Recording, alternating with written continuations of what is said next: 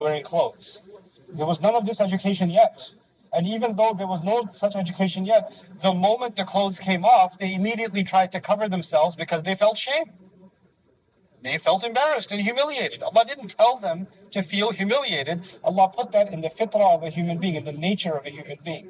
There is something inside me, and there is something inside you that says, this was an embarrassing thing, not because people will find out, because it was embarrassing to my own soul. I don't want to be like this.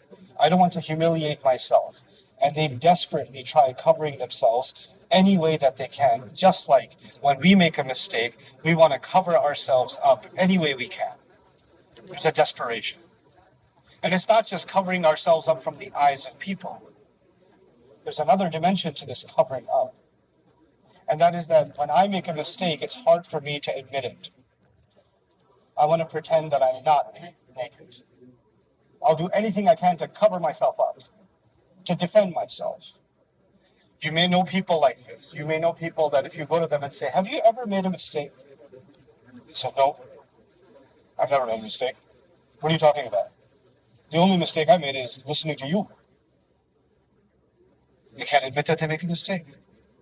They can't admit that they're wrong. Many times people like that are in your family. And when a person has a hard time admitting, I've never said anything wrong in my life, I've never made a mistake in my life, they can't even admit that to themselves. You know what that is? They are desperate to cover themselves. They can't stand seeing themselves a certain way.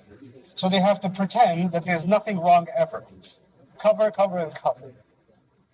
And so now, from that stage, Allah Azza wa Jalla then describes فَعَصَىٰ آدَمُ رَبَّهُ. It's difficult ayah to translate because we have isma of the anbiya. We have the honor and the regard for